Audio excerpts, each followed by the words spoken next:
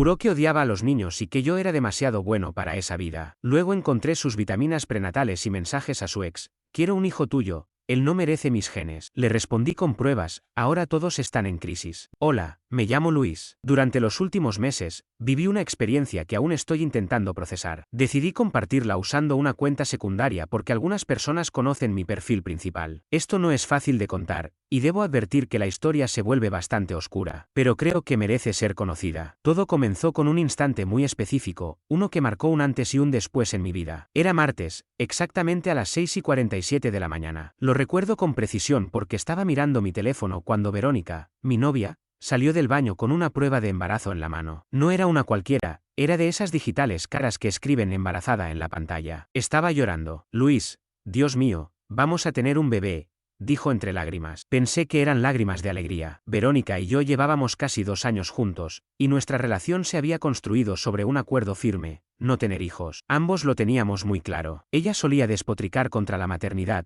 decía que los niños arruinaban la vida de las personas, que nunca se convertiría en una de esas mujeres que sacrifican su carrera por pañales y noches sin dormir. Pero la gente cambia, ¿no? Tal vez había cambiado de opinión. Quizá nuestra relación la había hecho sentir lista para ese paso. Hice lo que cualquier pareja decente haría, la abracé, le dije que lo enfrentaríamos juntos, que contará conmigo. Le pregunté cómo se sentía. Lo que debería haber hecho era notar cómo analizaba cada gesto mío, como si buscara confirmar algo. Inmediatamente empezó a hablar de tiempos, citas médicas y de hacer todo bien desde el principio. La primera señal de alarma apareció 1 hora después. Mientras preparaba café, le mencioné que pensaba faltar al trabajo para acompañarla al médico. Se puso nerviosa y me dijo que prefería ir sola, que necesitaba tiempo para procesarlo antes de involucrarme. ¿Quién no quiere a su pareja en su primera cita de embarazo? Lo dejé pasar. Seguía en shock. Habíamos sido cuidadosos. No perfectos, pero cuidadosos. A veces pasa, me repetía. Esa noche, mientras Verónica estaba en su portátil, noté que giraba la pantalla cada vez que me acercaba. En un momento pasé por atrás y minimizó rápidamente lo que estaba viendo. Le pregunté y me dijo que solo investigaba temas de embarazo. Podía tener sentido, pero su teléfono no dejaba de vibrar cada pocos minutos, y lo tenía boca abajo. Me dijo que era su madre,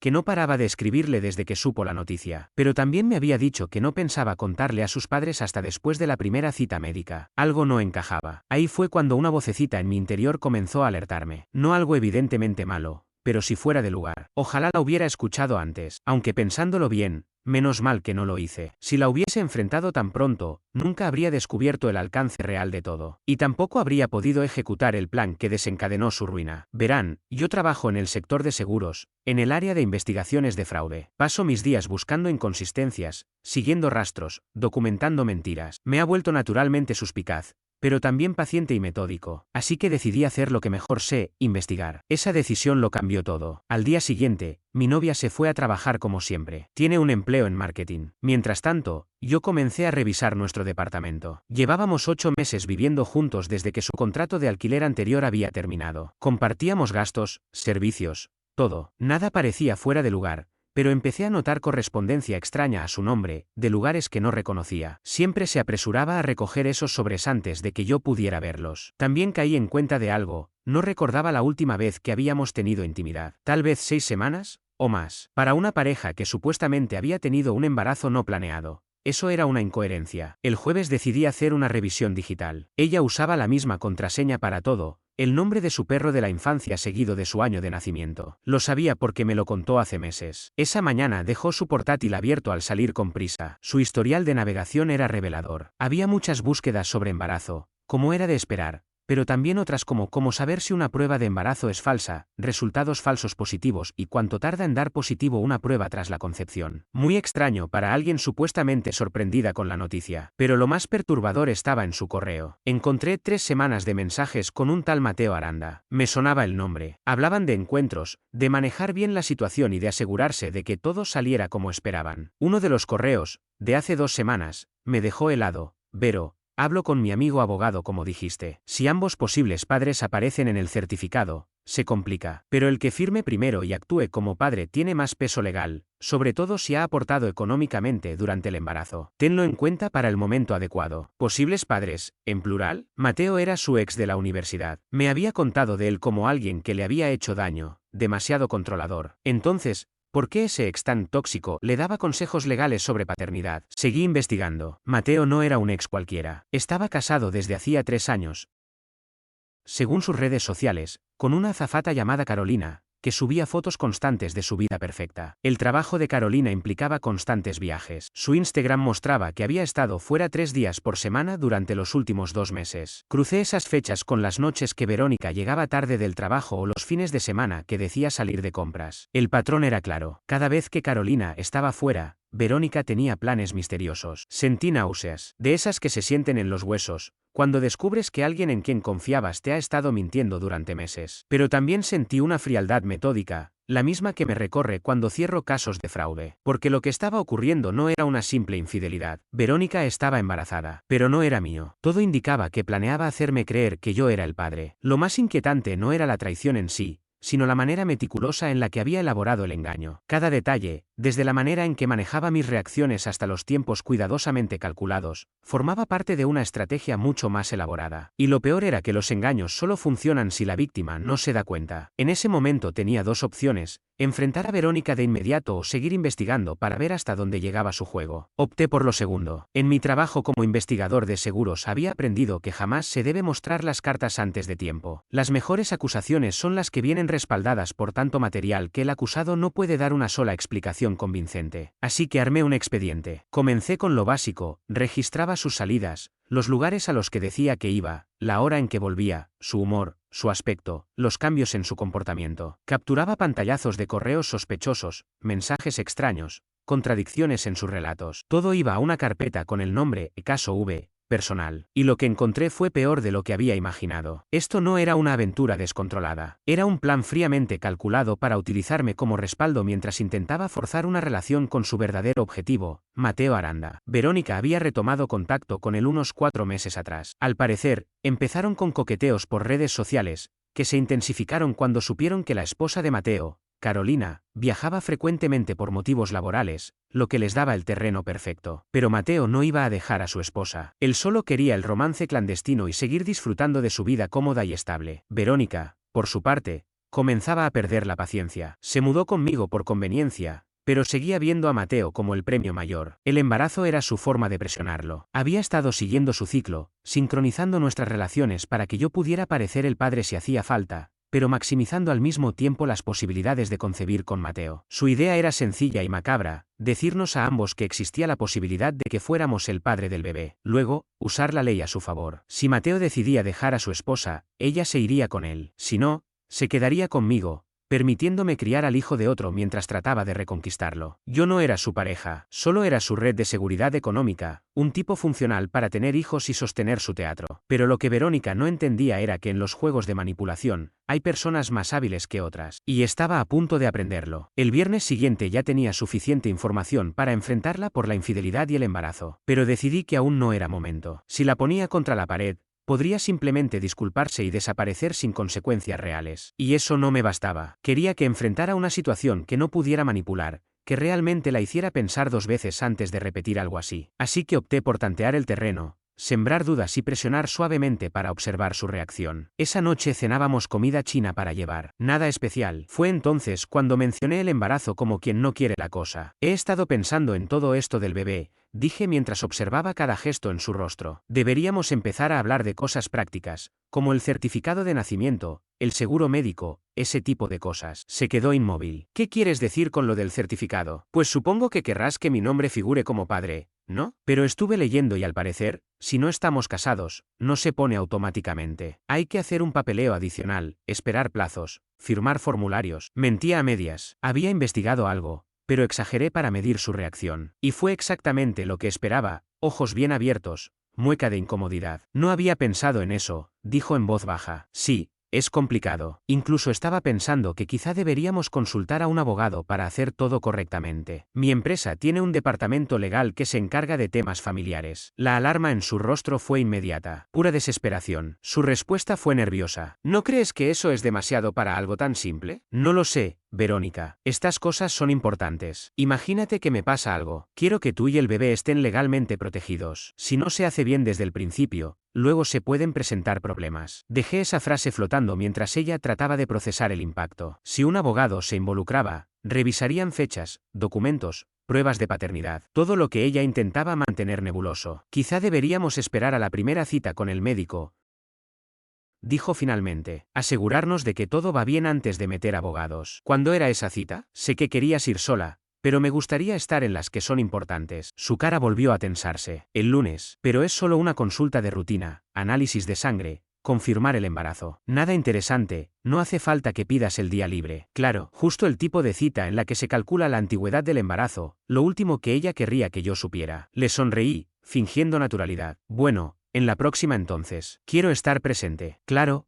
por supuesto. Te aviso apenas tenga la fecha. El resto de la cena fue un desastre. Ella trataba de desviar la conversación una y otra vez, y yo la redirigía de vuelta al tema del embarazo. Al final, ya no podía ocultar su incomodidad. Esa noche, estuvo con el teléfono hasta las 2 de la madrugada. Mensajes urgentes, llamadas desde el baño. A la mañana siguiente, me dijo que se iría el fin de semana a casa de su hermana para pensar en todo y procesar lo que venía. Perfecto. Me daba 2 días para iniciar la segunda parte de mi plan. Mientras reunía pruebas de las mentiras de Verónica, también había estado investigando a Mateo Aranda y a su esposa, Carolina. Y encontré algo clave. Carolina no estaba viajando al azar. Su trabajo exigía más rutas para poder obtener una promoción. Los viajes eran necesarios para su avance profesional, y según lo que publicaba en redes, Mateo siempre se mostraba como el esposo que apoyaba sus metas. La ironía era brutal. Mientras ella se esforzaba para crecer en su carrera, él usaba su ausencia para engañarla, y de paso, intentar embarazar a su exnovia. Lo que Carolina ignoraba era que mientras trabajaba para un futuro mejor, su marido estaba enredado en una traición que podía destruir todo. Sabía que ella merecía saber la verdad, pero también entendía que si contactaba directamente a Carolina, corría el riesgo de que Mateo se enterara, le advirtiera a Verónica y ella desapareciera antes de que pudiera ejecutar mi plan completo. Así que opté por un enfoque más sutil. Creé un perfil falso en Facebook, nombre genérico, una foto sacada de un banco de imágenes, información mínima. Le envié una solicitud de amistad a Carolina junto con un mensaje. Hola, Carolina, creo que tenemos algunos conocidos en común de la universidad. Encontré cierta información que quizá deberías conocer,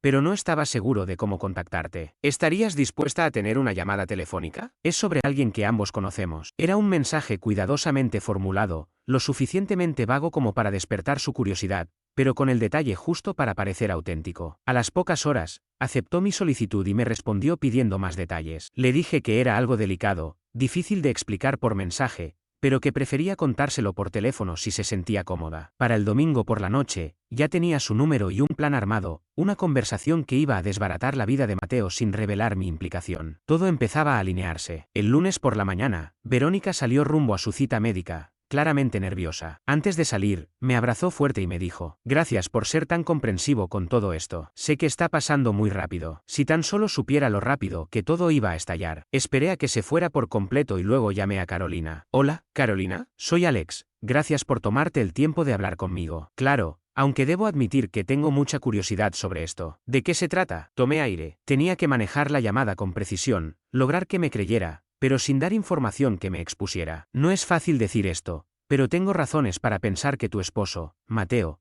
podría estar engañándote. Se hizo un silencio de unos 10 segundos. Perdón, ¿quién eres? ¿Y cómo conoces a mi esposo? Tenemos conocidos en común de la universidad. Me topé con cierta información de forma accidental y dudé mucho antes de decidir hablar contigo. Pero si yo estuviera en tu lugar, me gustaría saberlo. ¿Qué clase de información? Mensajes, fotos, evidencia de encuentros cuando tú estabas fuera por trabajo. Pausa larga. ¿Podrías decirme quiénes son esos conocidos en común? Me cuesta entender cómo tuviste acceso a mensajes privados de mi esposo. Guión bajo. Más lista de lo que esperaba. Tuve que redirigir rápido. Entiendo tus dudas. Yo también lo estaría. Pero dime algo. ¿Mateo ha estado actuando diferente últimamente? ¿Más reservado con su teléfono? ¿Interesado en tu itinerario de viajes? ¿Menos disponible cuando estás en casa? Pude escuchar cómo contenía el aliento. ¿Cómo sabes eso? Porque así se comportan los que engañan. Aprovechan las oportunidades. Tu trabajo te hace viajar mucho. Eso le da el pretexto perfecto. Apostaría que últimamente ha estado muy orgulloso de tu carrera, ¿no? Animándote a tomar nuevos proyectos, diciéndote que te admira. Basta, respondió,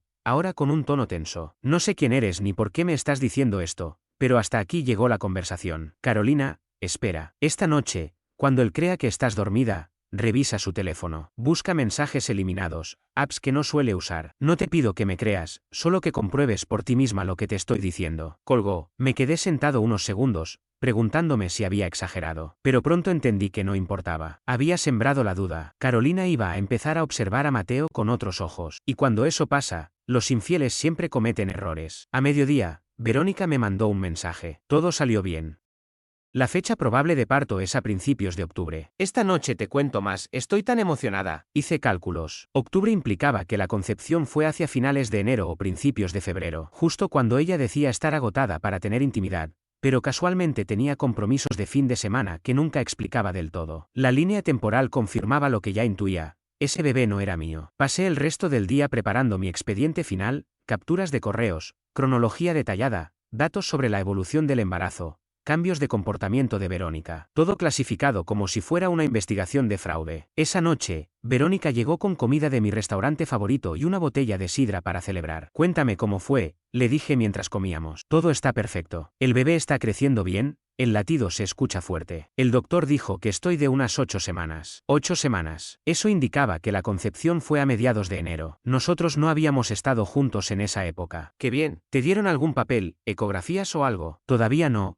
Es muy pronto. Solo hicieron análisis de sangre y tomaron algunas medidas. Mentira. A las 8 semanas es justo cuando hacen la primera ecografía. ¿Y cuándo es la próxima cita? En 2 semanas. Ahí sí harán la ecografía y todo eso. Perfecto. Voy a querer estar ahí. Su sonrisa se vio forzada. A lo largo de la cena hablamos de nombres y decoración para el cuarto, pero noté que estaba tensa. Su teléfono no dejaba de sonar y ella revisaba cada notificación con ansiedad. A las 10, recibió una llamada que la dejó pálida. Tengo que atender esto, dijo, y se metió al cuarto. No escuché la conversación completa, pero capté partes. Te dije que esto iba a pasar, tienes que ser más cuidadoso, no podemos seguir así. Cuando volvió, se veía alterada. ¿Todo bien? Sí. Cosas del trabajo. Un cliente complicado. Otra mentira. Verónica trabajaba en una agencia pequeña de marketing local. Nada urgente como para generar una crisis nocturna. Los días siguientes repitieron el mismo patrón. Salía, volvía como si nada, y luego pasaba horas al teléfono sin dar explicaciones. Mientras tanto, yo seguía alimentando mi archivo. Esperaba el momento exacto para actuar. Y ese llegó el jueves. Verónica estaba en la ducha cuando su teléfono sonó. En pantalla, Mateo A. No lo pensé demasiado. Contesté. Hola, silencio. ¿Quién habla? Preguntó una voz tensa. Habla Luis. ¿Y tú eres? Creo que me equivoqué de número. ¿Mateo? Verónica me habló de ti. Pausa. Sí, soy Mateo. ¿Está Verónica? Está en la ducha. ¿Quieres dejarle un mensaje? No. Gracias. Llamaré más tarde. Oye, Mateo, ¿puedo preguntarte algo? Verónica mencionó que le estás dando asesoría legal con el tema del embarazo. Muy amable de tu parte. Pude escuchar su incomodidad al otro lado. ¿Asesoría legal? Sí, sobre trámites de paternidad y certificados. Me dijo que tenías un amigo abogado que los estaba orientando. Creo que hay un error. Yo no le he dado asesoría legal de ningún tipo. Qué raro. Ella me habló de unos correos sobre fechas de concepción y documentación. En fin, la llamada se cortó. Me quedé mirando el teléfono con una sonrisa. Mateo estaba a punto de enfrentarse a una conversación muy incómoda. Y más importante aún, iba a comprender que yo sabía mucho más de lo que debería. 10 minutos después, Verónica salió del baño y me encontró sentado en el sofá, tranquilo, viendo la televisión como si nada. Me preguntó con naturalidad. ¿Recibiste alguna llamada mientras me bañaba? Sí, de hecho, te llamó Mateo. Se quedó paralizada. ¿Mateo? Sí. Un tipo curioso. Cuando mencioné que me habías contado sobre el asesoramiento legal que te dio sobre los trámites de embarazo, pareció confundido. Me dijo que no te había dado ningún tipo de consejo legal. El rostro de Verónica atravesó por una serie de expresiones en cuestión de segundos. Debe haber malinterpretado lo que le preguntaste, dijo, intentando sonar casual. Tal vez hay algo que no me has contado sobre tu relación con él. Me miró fijamente, tratando de descifrar cuánto sabía y cuánto estaba suponiendo. Luis, creo que deberíamos hablar. Sí, respondí, poniéndome de pie y caminando hacia mi portátil. Yo también creo que tenemos mucho de qué hablar. Abrí la carpeta con las pruebas y giré la pantalla para que pudiera verla. Muchísimo. En realidad, Verónica observó el contenido en silencio durante unos 30 segundos. Su actitud cambió por completo. Ya no había nervios, ni excusas, ni intención de justificar nada. Lo que emergió fue algo frío, calculador. ¿Cuánto tiempo hace que lo sabes? ¿Importa? Supongo que no. Se sentó frente a mí con una calma repentina que no esperaba. ¿Qué es lo que quieres? Me descolocó. Esperaba lágrimas, negaciones, intentos desesperados por encubrir lo obvio. Pero no. Estaba tratando esta situación como si fuera una negociación de oficina. ¿Qué quiero? Repetí, aún sorprendido. Está claro que tienes pruebas. Sabes que hubo una relación. Sospechas que el bebé no es tuyo. Has estado reuniendo información. Entonces dime, ¿cuál es tu objetivo? ¿Dinero? ¿Arruinarme públicamente? ¿Venganza? La miré a los ojos. Quiero la verdad, toda. Suspiró y se acomodó en la silla. Llevo viéndome con Mateo desde hace unos 4 meses. El bebé, probablemente, es de él, aunque hay una posibilidad remota de que sea tuyo. La idea era hacerte creer que era tu hijo mientras decidías si Mateo estaba dispuesto a dejar a su esposa. Si lo hacía, te diría la verdad y me iría con él. Si no, me quedaba contigo y criábamos al niño como si fuera tuyo. Nunca te hubieras enterado. El tono con el que lo dijo, como si hablara del clima o del menú de una cena, me revolvió el estómago. ¿Y si él hubiese dejado a su esposa? Entonces habría sido sincera contigo en algún momento y me mudaría con él. ¿Y los 18 años de manutención que me habrías hecho pagar por un hijo que no era mío? Eso, habría sido desafortunado. ¿Desafortunado? Así como si se tratara de comprar la marca equivocada de café. La gente toma decisiones según sus circunstancias, Luis. Las mías cambiaron cuando me di cuenta de que Mateo estaba disponible. Mateo está casado. Y los matrimonios terminan todo el tiempo. Entonces ibas a destruir su relación y engañarme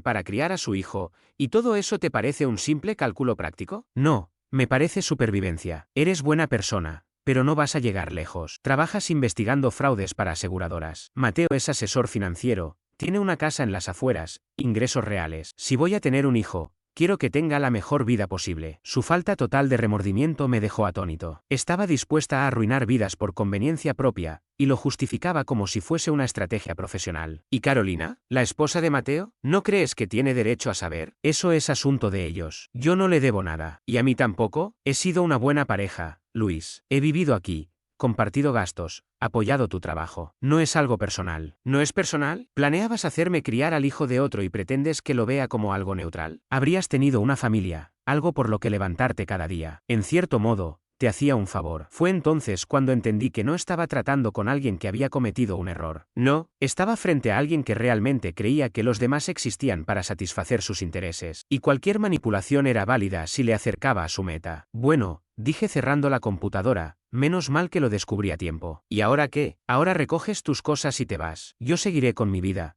Y tú decides cómo manejar tu situación. Pareció sorprendida. ¿Eso es todo? ¿Qué esperabas? No sé. Amenazas, reclamos, algún tipo de drama. Has estado reuniendo pruebas durante semanas. Quería saber con quién estaba tratando. Ya lo sé. Se levantó despacio. Puedo irme el fin de semana. Perfecto, Luis, para lo que vale. No eres un mal tipo. Simplemente, no eres el indicado para mí. Esa noche, mientras ella dormía, me quedé pensando en toda la conversación. Verónica había sido brutalmente honesta. No sentía culpa. Había tratado nuestra relación como algo transitorio, útil mientras no surgiera una mejor oportunidad. Pero lo que ella no sabía era que yo también había estado mintiendo. Y no había terminado con ella, ni siquiera cerca, porque el archivo con pruebas no era solo para aclarar mi mente. Era para Carolina, que desde aquella llamada telefónica también estaba investigando por su cuenta y estaba por descubrir cosas bastante reveladoras sobre los movimientos recientes de su esposo. También era para el jefe de Verónica. Su empresa tenía políticas estrictas sobre el uso de recursos de trabajo para asuntos personales, políticas que ella había violado constantemente mientras organizaba su aventura con Mateo. Y por supuesto, era para el lugar de trabajo de Mateo, donde las relaciones extramaritales con clientas o colegas podían costarte el puesto en el mundo financiero. Y lo más importante, ese archivo también era para el sistema legal, porque en ciertas jurisdicciones, el intento de fraude de paternidad,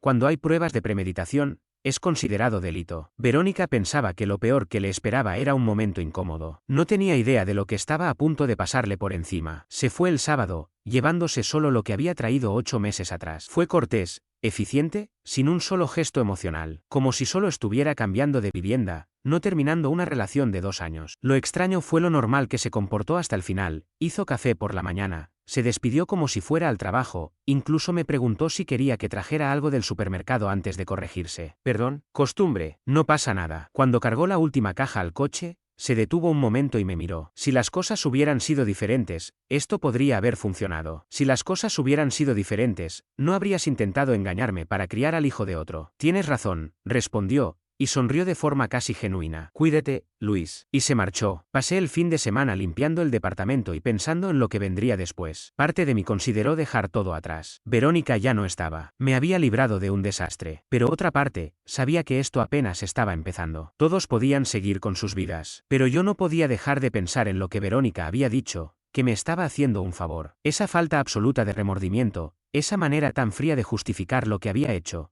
como si destruir vidas ajenas fuera simplemente una decisión práctica. El lunes por la mañana hice la primera llamada. Hola, Carolina, habla Luis. Hablamos la semana pasada sobre tu esposo. Lo recuerdo, respondió, seca. Te pedí que no volvieras a llamarme. Lo entiendo y te pido disculpas por insistir, pero tengo nueva información que creo que necesitas conocer. ¿Qué tipo de información? ¿Documentación? ¿Fotos? ¿Correos electrónicos? Pruebas de todo lo que te mencioné. Hubo un silencio de unos 10 segundos. ¿Puedes enviármelas por correo?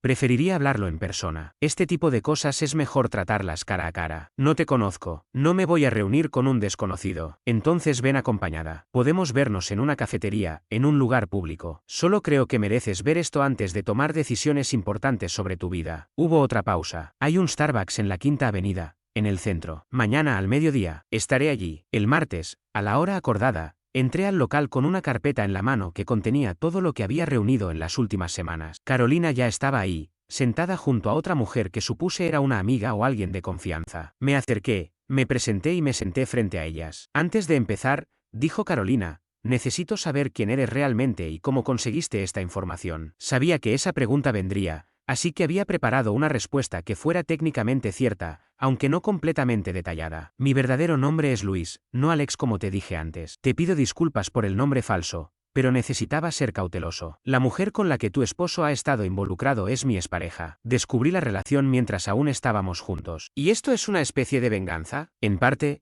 sí, pero también quiero que tengas información precisa sobre lo que ha estado ocurriendo en tu matrimonio. Abrí la carpeta y comencé a mostrar los documentos, impresiones de correos, reconstrucciones de líneas de tiempo, capturas de mensajes, fotografías de Verónica y Mateo Aranda que había conseguido a través de sus redes sociales. Carolina fue revisando todo detenidamente, y noté cómo su rostro se iba descomponiendo con cada hoja. ¿Cuánto tiempo lleva esto?, preguntó al fin. Según lo que he podido comprobar, unos 4 meses, tal vez más. ¿Y está embarazada? Sí, me dijo que el hijo era mío. Pero los tiempos no cuadran. Según el médico, la concepción ocurrió en un periodo en el que yo estaba fuera, y tu esposo no. La mujer que la acompañaba le puso la mano en el hombro. ¿Estás bien, Carolina? No, no estoy bien, dijo ella, en voz baja. Luego me miró directamente. ¿Qué esperas de mí? Nada, solo quería que supieras la verdad, para que pudieras decidir con plena conciencia. ¿Y qué pasará con ella? Verónica tomó sus decisiones. Ahora le toca enfrentar las consecuencias. Carolina recogió los documentos y los volvió a meter en la carpeta. ¿Puedo quedarme con esto? Claro, para eso los traje. Se levantó, me miró una vez más. Gracias. Debió ser difícil también para ti. Sí, lo fue. Después de que se fueron, me quedé una hora más en esa cafetería, tomando café y pensando en todo lo que acababa de provocar. Carolina parecía una mujer decente, alguien que había trabajado duro por construir una vida con un hombre que la traicionaba sin escrúpulos. Ella merecía algo mejor. En las semanas siguientes, vi cómo las fichas caían una por una. Primero, Carolina confrontó a Mateo. Según sus publicaciones posteriores en redes sociales, él intentó negarlo al principio. Luego dijo que había sido un error, algo puntual. Pero finalmente, cuando ella le mostró las pruebas, no le quedó más que admitir toda la verdad. Carolina presentó la solicitud de divorcio esa misma semana. Después, la empresa de Mateo recibió una denuncia anónima sobre su conducta inapropiada con clientes y colegas. En la denuncia sugerí que un asesor financiero involucrado en relaciones extramaritales podía representar un riesgo para la confianza de los clientes y la reputación de la compañía. No lo despidieron, pero sí fue sancionado formalmente y perdió una promoción por la que había estado compitiendo. Tercero,